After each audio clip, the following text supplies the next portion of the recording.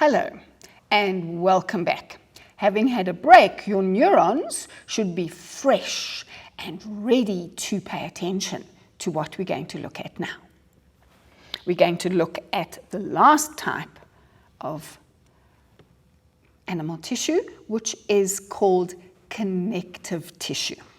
Now, if we have a look at this picture, wow, that's very confusing. There are lots of different types of connective tissue, and if you look at them, they all look very, very different. So how can we make sense of connective tissue? First of all, connective tissue is not solid cells.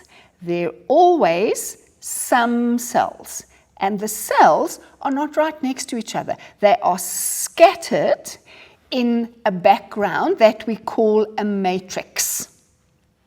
So all that blue stuff there, that's the matrix. That's the jelly-like stuff that the cells are floating in.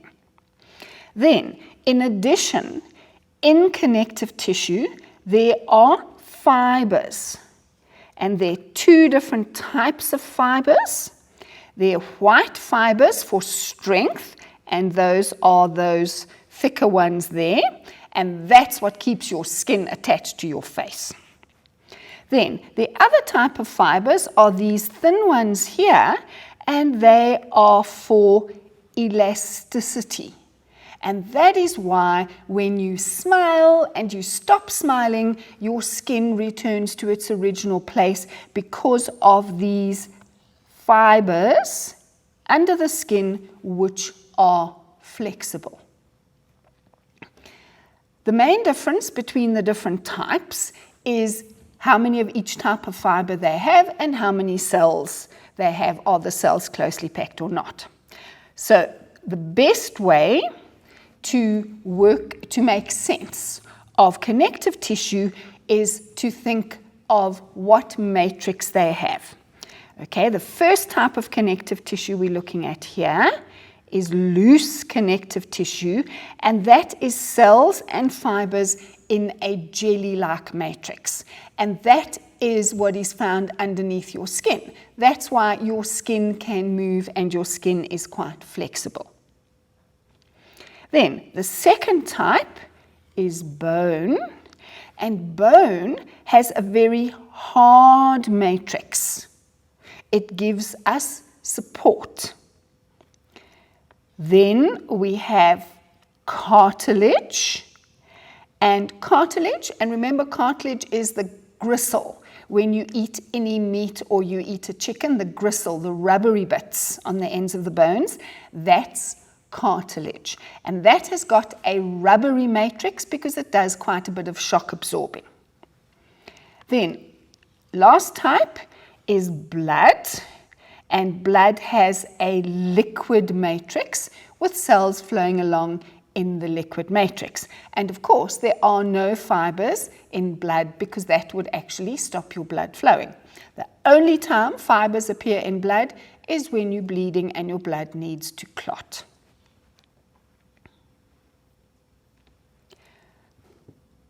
Okay, let's have a more specific look at some of the tissues. We're not going to look at all of them.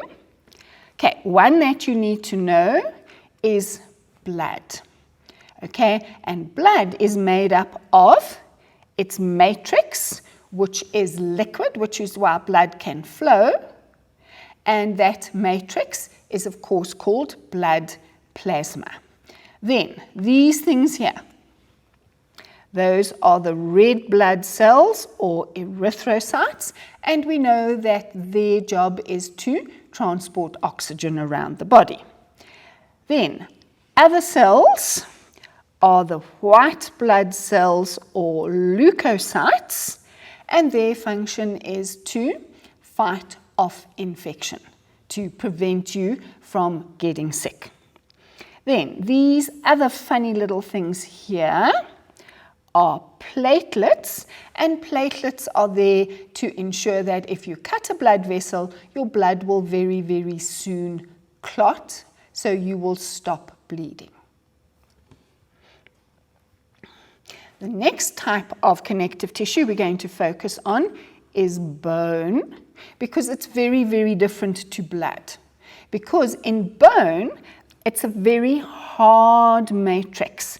And the reason why the matrix is very hard is because it has calcium in it. And you probably know that children who don't need or who don't eat enough calcium end up with soft bones, because it's the calcium that makes the bones hard.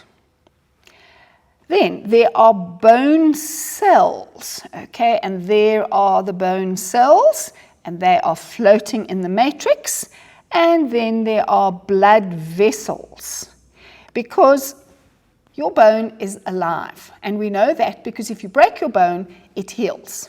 So inside your bone are these bone cells, and they need to be kept alive so that they can make new bone when necessary.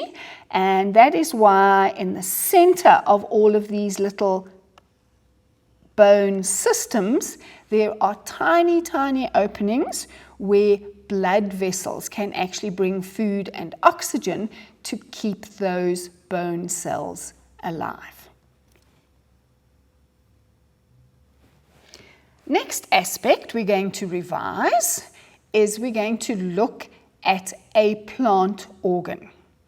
And the most important organ of the plant that you're going to need for what you're looking at next year in grade 11 is the leaf. So I'm briefly going to revise the structure of the leaf, because you will need to know it when you do photosynthesis in grade 11. So let's have a look at this structure of a leaf. As we know, a leaf blade is flat, and if we cut a little square out of the leaf and we look at it under a microscope, this is more or less what we would see. Not all leaves are exactly the same, but they all are built on the same pattern. Now, the outer covering is a waxy layer called the cuticle, and you learnt about that last year because that prevents water loss from the leaf. The outer layer of cells are the epidermis. It's a single layer of protection at the top and the bottom of the leaf. And epidermal cells in plants are the equivalent of epithelial cells, which we've just talked about in animals. Then, the center part of the leaf here, that's what we call the business part of the leaf, or the mesophyll, which simply means the middle of the leaf. And there are two distinct layers. The top layer is palisade mesophyll, and if we look at these cells, they are all elongated. Very, very tightly packed together, and that is because the sun's rays come from the top. So the mesophyll is there to absorb light from the sun, so it can make a lot of food during photosynthesis. Then the bottom part of the leaf, this bit here, is a lighter color. If you look at a leaf and you look at the underside of a leaf, you'll notice the underside of the leaf is a much, much lighter color, and that is because the underside of the leaf is made of spongy mesophyll, and if you look at them, you can see the cells are rounded. And the reason why they're called spongy is because there is a lot of air spaces between them. And those air spaces in the spongy mesophyll connect to these openings, and the openings we know are called stomata, and they allow gases to enter and leave the leaf. The only thing we haven't talked about yet is the fact that for photosynthesis, the leaves or the chloroplasts need gases, and the particular gas they need is carbon dioxide, and that will be coming in through the stoma. Then, for photosynthesis, water is also needed, and that is why there are leaf veins, and the leaf veins are there.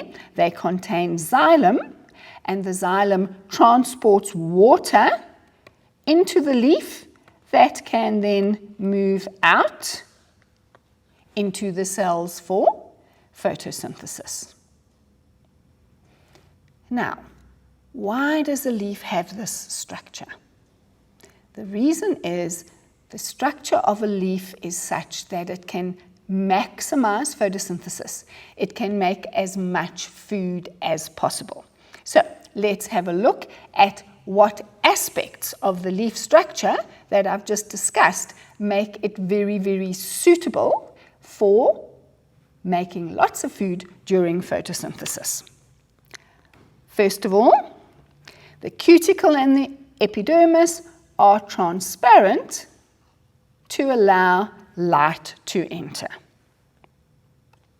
The palisade mesophyll are elongated and closely packed with many chloroplasts for maximum photosynthesis. So all of these little black dots here are chloroplasts, and as the light comes in, those chloroplasts would absorb the radiant energy.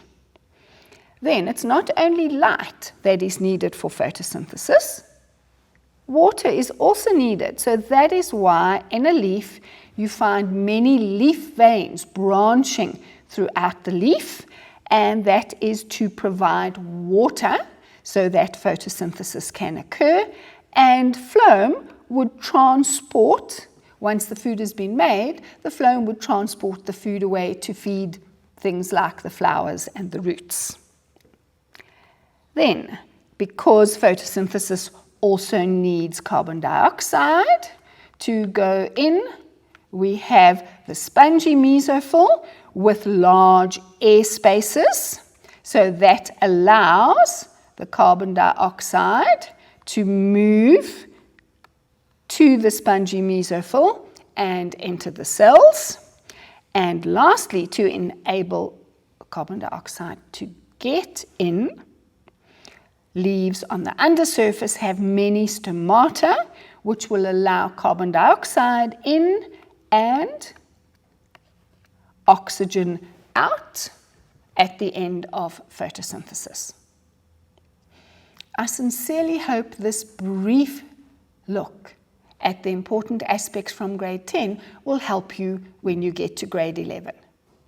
See you next time.